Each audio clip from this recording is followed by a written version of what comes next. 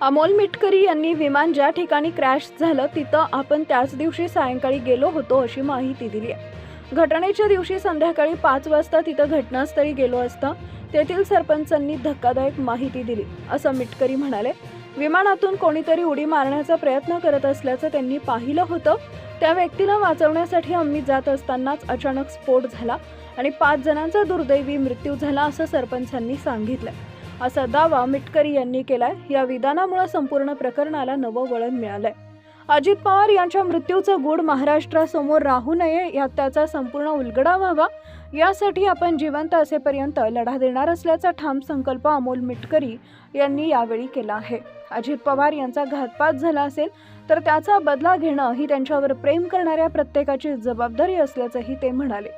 यावेळी अमोल मिटकर यांनी अजित पवारांवर टीका करणाऱ्यांवरही जोरदार निशाणा साधला।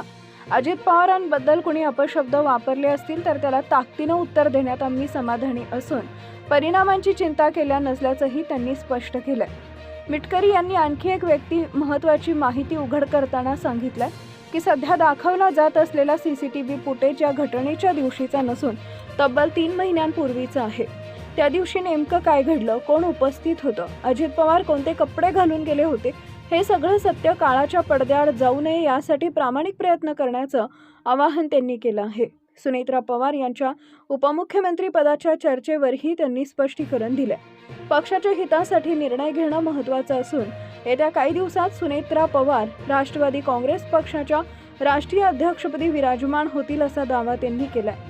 दरम्यान मिटकरी यांनी आणखी एक नवीन इच्छा व्यक्त केली आहे। लाडकी बहीण योजनेला अजितदादा लाडकी बहीण योजना असं नाव द्या अथवा एखाद्या कृषी योजनेला अजित पवारांचं नाव देण्यात यावं अशी मागणी त्यांनी केली आहे। एकूणच अजित पवार यांच्या मृत्यूबाबतचा संशय अधिक गडद होत असून अमोल मिटकरी यांच्या या विधानामुळे राज्याच्या राजकारणात पुन्हा एकदा खळबळ उडाली आहे।